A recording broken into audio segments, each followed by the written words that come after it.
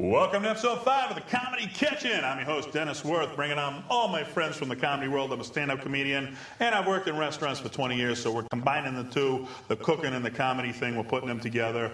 And I got some advice is to go local comedy, okay? And if you tuned into our previous episode with Millhouse G, we talked where in comedy we eat at a lot of different restaurants, and sometimes we get good food, sometimes we get bad food. My advice for this episode, go online, and you can actually check out online the reviews from each restaurant, and you can write whatever you want. So you're either going to say, hey, I love this food, or you're going to say, hey, I hate this food, it sucks, don't go to this place. You're going to get brutal honesty, but at least you got a concept of what you're walking into. So for episode 5, I brought out one of my friends from comedy. I'd like to welcome Mr. Anthony Brooks. Welcome to the show. Hi, Dennis. Glad to be here. Thank you for coming on. I appreciate it, man. So before we get started with the whole cooking thing, we're going to be cooking up some General Tso's chicken today, so get your Chinese food feelings on. But before we do, tell the audience, how did you get started in comedy?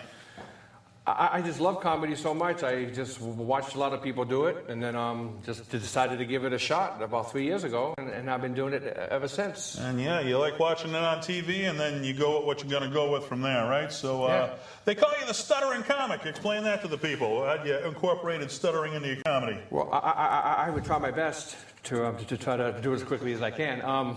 Yes, I do stutter, and I try to incorporate with my comedy routine. So I tell two life experiences about being a stutterer and stuff like that. It seems to work well for me, so I just stick with it. Yeah, it's always good. You know, they always said the funniest stuff in comedy is the real life stuff is so much funnier than the stuff you could make up. So, I do a routine. I've paid child support for years. I do the child support superhero. And where you stutter, it's great to incorporate because it's real life stuff, and that's the funniest stuff you can do. All right, you ready to make some General Tso's chicken? Yes, I'm ready to eat Just it. Just like at Foxwoods, right? Yeah. We're ready. All right, here we go. All right, first thing we're going to do is we're going to make up our sauce. And the first step is we are going to need 1/2 a cup of cornstarch. We've got our cornstarch. You want to open that up? I'll get our 1/2 cup out, and we'll get started here. We even got the Chinese wok. We're going to do it real good because some of you may remember me. I work in a Chinese food restaurant around town, and I can't say which one because they're not paying to advertise here in the Comedy Kitchen. But you guys, I've been recognized around town so far. All right, we got our 1/2 cup. Throw some 1/2 cup in there.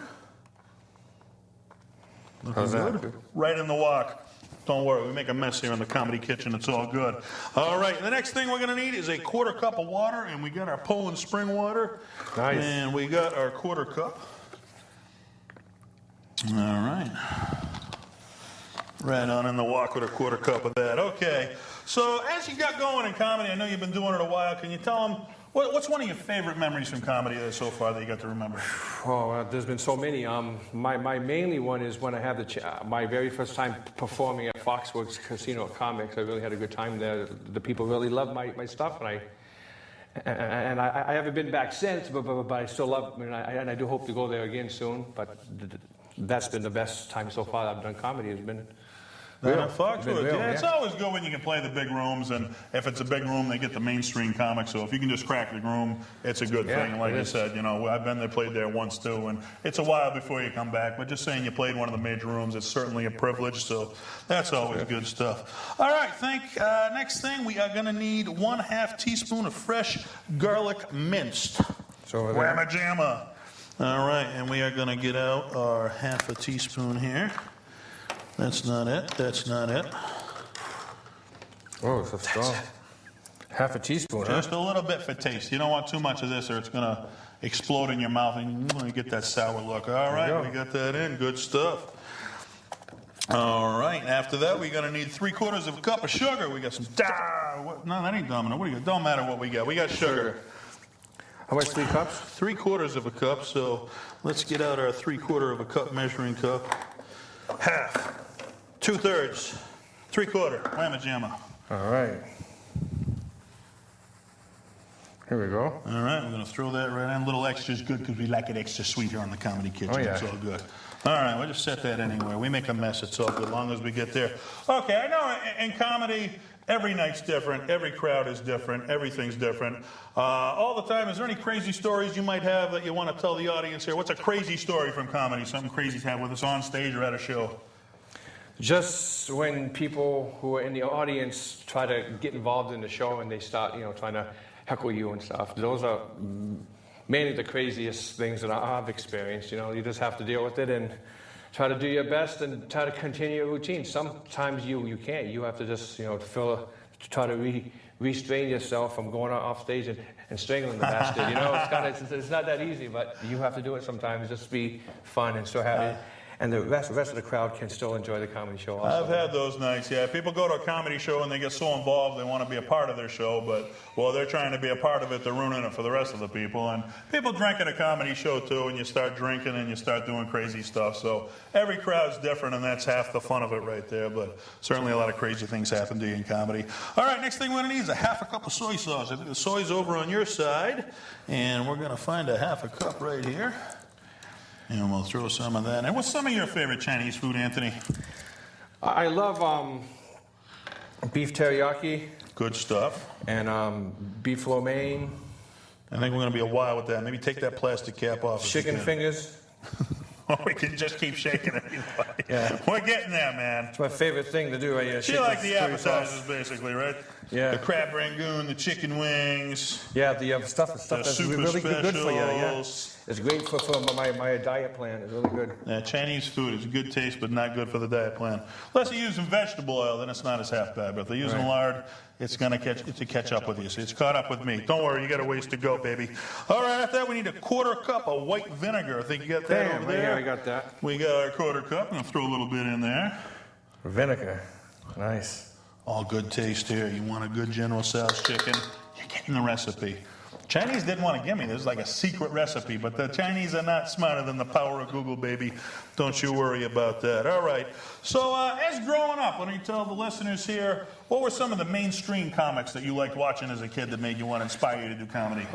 Mainstream back in the day, probably I love Eddie Murphy. I will watch his stuff all the time. I'm just waiting for him to come back out again to do some more stand-up because I think he'll have a good set if he comes back out again. Did you have to listen to him like away from your parents? Did they were okay with you listening to him, or like did you have to hide? The parents didn't mind. They didn't mind. That was good, and that's mainly my he was your inspiration, Eddie Murphy. I remember in Delirious and that as a kid watching him. Yeah, Raw was a good show. We all quoted the quotes from that. Growing up as kids, it was all good stuff. Yeah. All right, what do we got coming up next here? Next, we need a quarter cup of cooking sherry. I think you got the cooking sherry over there too. Cooking sherry. There's a little quarter cup. Can I have a sip of this? No, it's non-alcoholic because we can't bring alcohol here at the Comedy Kitchen. But after the show, we can go out. Can you bring a strong man on set? No, it's good. Here we go. Well, you're a strong guy. I know this. I got the cover off. We got it, baby. There we go. Nice. What-a-ba-doom. All right. After that, we are going to need a half ounce, 14 half ounces of chicken broth, and we get your chicken broth right over there, and you can just pour that whole sucker right in. We don't even have to. That's pre-measured chicken broth for us right there. Right. Cleaning it up really good, taking a little splash. We can take a bath in the chicken broth. However you want to do it, it's all good. It smells good. I like it. All right, now, if you get your General Tso's chicken at a Chinese restaurant, the color of it is orange, and you wonder what makes it orange? The secret ingredient, ketchup. Seriously? I'm serious, man. I did not know that. You know what? We may have to open this up. So why don't you open that up, and we are going to use 3 tablespoons of ketchup. We're going to throw right in there. So that's one. Let's get 3 of those suckers in there. Uno. Dos. Tres. All right, we're good with the ketchup, man. We're all rocking and rolling here. All right, so Aside from the mainstream comics you like locally, who are some of your favorite comics? I know you're from Rhode Island and you're on the Rhode Island comedy scene. Who are some of your favorite local comics down there to work with? Down there, I have a lot of. I got Mike Murray, the deaf comic, matter of fact. I worked with Mike. Great guy. Great funny guy. We do a lot of shows together. Yeah. Matter of fact, we have the longest conversations in history. Yeah, he's a great guy. You like to talk to him. Absolutely. He is a good guy. Okay. And then there's Mike Hanley. Brian Bolden is a good comic. Mike McCarthy, he's from around here. Okay, yeah. A few of them, yeah. A lot of guys down there. Well, you got John Parada, I know. Yeah, he's John on the scene. Parada, He's yeah. a great guy down there. Guy, Rockin' Joe Hebert, one of his guys. Yeah, exactly. So it's a great scene. If you're in the Rhode Island area, stop in and, like I said, support live comedy, because all the big stars you see today, they started out locally, and the only reason they're big stars is because people like you went out and gave them an audience to perform for. So it's all good stuff. All right, the next thing we're going to do, and we're going to keep it rocking here at the Comedy Kitchen, so we need our chicken. So what you're going to do is you're going to buy some boneless, skinless chicken, okay? And you're going to cut it up into little chunks, okay? You're going to add a 1/4 cup of soy sauce, 1 egg, and 1 cup of cornstarch until you got a thick batter. Once you got a thick batter, you're going to dip your chicken into that, okay? Separate pan, you're going to have some vegetable oil, and you want to cook it up until it's crispy. Once it gets crispy, it's going to come out looking a little something like this here, right here, okay? And I washed my hands before the Comedy Kitchen so I can show you. That's about what your chicken is, a little crispy looking with the batter on it right there. So we got a whole box full. And what we're going to do, we're going to pour that right into the sauce right there. All right. And once you cooked it in the hot oil, the chicken, okay, you want to drain it out in a paper towel first. That'll soak out some of the excess greases before you pour it in there, so it's all good. And you're going to cook that in the oil at 350 degrees until it's crispy. So now we got it in there. We're going to stir this up. So tell the listeners there, where can they find Anthony Brooks? If they want to check out your comedy, where can they go to check you out? Well, I perform down in the South Shore of Mass, down in the Fall River area. I have my own room. I do comedy in once a month called the Tap House Grill, located in Fall River on South Main Street. That I run the show and I host the show also. So that's where I'm there the third Thursday of each month. Plus I have a new room I just started up not too far from there in the next town over in Westport at Joe's Cafe and Lounge. I'm there at least once a month there. I'm not sure the exact dates, but I'll be there once a month. And I just go around and I do rooms too throughout the South Shore and Rhode Island, the Catch a Rising Star Twin River Casino, or just some of my friends have rooms too, and I perform in their rooms throughout the month and stuff. That's about it. I mean, just doing that. All right, so you're on the comedy scene down there. I played the Tap House. It's a great room. So if you're in that area, you're in Southern Massachusetts, Rhode Island area, check out one of Anthony's rooms. And I've been there. I can vouch it is a great time. So you're on Facebook also, right? So if they want to check out, can they find you on Facebook? Facebook. Check him out on Facebook, man. Anthony and Brooks. Send him a friend request and check out his rooms. It's going to be all good. All right, so once we got the chicken in, we got the sauce, what we're going to do is we are going to add some of the hot pepper. So we got some red hot chili pepper over there. And you just want to sprinkle a little, just a little sprinkle in there is good. And in addition to the hot chili peppers, if you like, you can add onion or you can leave the onion out. Some people like the onion, some people don't. I like a light onion, but I'm not too big of a fan, so we're going to leave it out. But you can put some in. That's looking good, isn't it? Once we cook that up, it's going to be all good. All right, so after that, you want to cook that until it's bubbly or it's in a thick sauce. And the trick to this is the quicker you cook it, the crispier it stays. So you don't want to let it cook too long, just until it's bubbly. Take it right out. Your chicken will stay crisp and it's going to be all good. Okay. So in addition to the comedy thing, I know you are also a DJ and you're on the scene. So tell the people who want to hire a DJ, how do they tell them a little bit about being a DJ? Yeah, I just do DJ. I do all kinds of events, parties, clubs, fundraisers, whatever you need me for. I'm there. I will provide you the best services I can. I have over 250,000 songs in my library. So I'm sure. I'm sure I have songs for you. I'm not just a DJ that shows up and plays music. I go out. I do more than just that. I go and teach line dances if need be. I do games and trivia. I have karaoke available, and also videos and stuff like that. So, I mean, I could do it all. That's not a problem. So I've been doing that now 20 years. I've been DJing, so... And it's a good time. So, yeah, I love it. I guess I want to check out. It's what DJ Anthony St. James, right? Yeah. So DJ Anthony St. James, look him up. And I know I've done a comedy show with him, and at the start he was doing the comedy and the DJ, and he's got all pro equipment. It's all professional. It ain't, your local guy at the bar. This guy's a professional DJ. If you need to hire one, look him up. All right, no problem. All right, so once we got that, and we're going to cook it till it's bubbly. You ready for the finished product, what it's going to look like and what you're going to enjoy eating? Yeah. He's ready. Here it is, baby. I'm ready. A little bit of broccoli on the side. All you got to do, boil up some broccoli in water for a couple of minutes, put it on the side. You got your General Tso's chicken, and I could eat that right now because it's looking so good. But we're not going to eat it. We're going to stick to the show. All right. Final question now. Before it's all said and done, years from now, you're going to look back on your comedy career, and where do you hope to end up in comedy? Where do you want to be?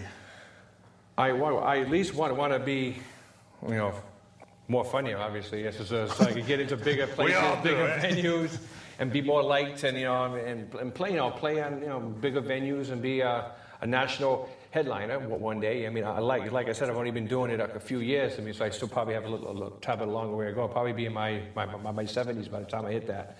But it's all right. I mean, it's okay. Yeah. But that's what I like to start doing. I mean, just keep on trying to write new jokes and just try to advance as fast as I can. That's all I can do. We talked about, the best comics, George Carlin, Richard Pryor, Bill Cosby. They all started out in little clubs just like us. They went on to do big things. And, I know on the Boston scene, I play a lot of the same clubs Dane Cook played, when he was a young comic growing up. We're playing a lot of the same clubs. So it's always good to say, you've done the same stage as big comics like that. All right, we got a few minutes left in the Comedy Kitchen. Before we go, it is comedy and it is cooking. We did the cooking. Would you be gracious enough to give these guys a little bit of stand-up comedy? Yeah, I can. All right, stay tuned to the Comedy Kitchen, and we will be right back. Welcome back, and I want to thank you guys for tuning in, the Comedy Kitchen. And if you want to check out my website and enjoy Central Massachusetts local comedy in the New England scene, go to www.dennisworth.webs.com. Check out Joke in the Box comedy clubs and come out, support a live show. And one of the guys I've booked before, it is my privilege to bring you the comedy genius and my good friend, Mr. Anthony Brooks. How you guys doing? I'm glad to hear it. Yeah, let me tell you a bit about myself. I've been a long life stuttering, so I do stutter all my life, but now I do it for a living, so that's not bad. I could tell you a few true life stories. Like when I was a little kid, I sat on Santa Claus's lap for the first time.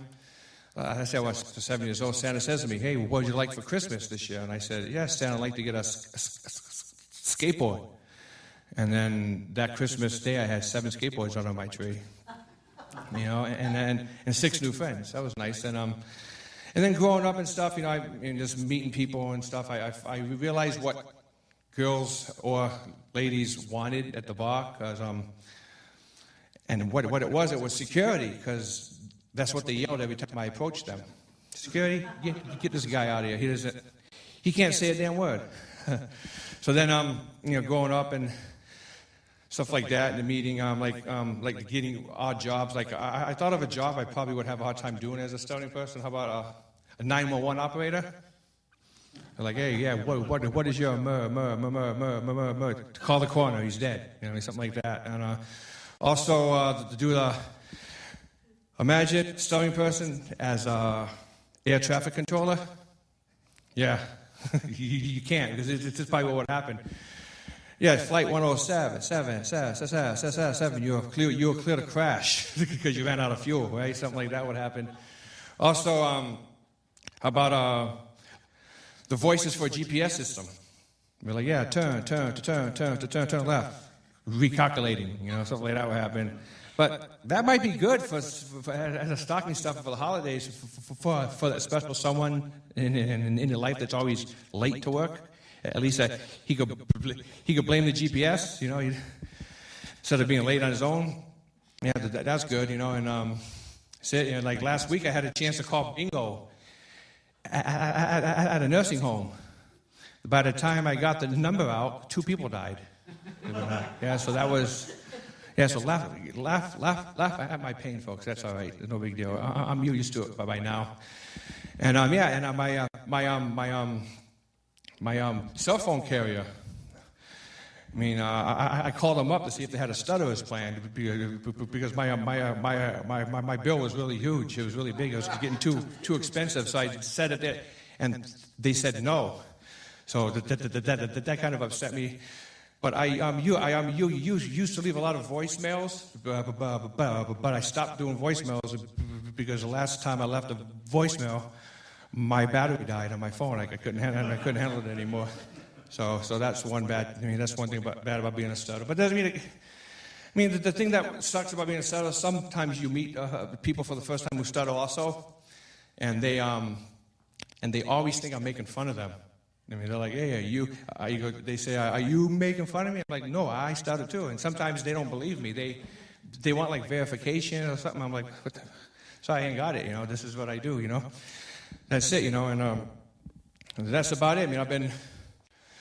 Yeah, just being a stutter, but now it goes towards my advantage on stage and stuff. It seems it does very well for myself, and I'm thankful to my friend Dennis here to allow me the chance to come here to share some of my life experiences, my jokes with you, and I hope you guys stay tuned for the rest of the season here. And let me bring back up Dennis. Thank you very much. Thank you so much for being on, Anthony. Good stuff, man. Funny stuff. As you can see, he's got a bright future ahead of you, and I want to thank you guys for tuning in the Comedy Kitchen, and tune in the next episode. Until then, remember to eat well and laugh well. Good night, folks.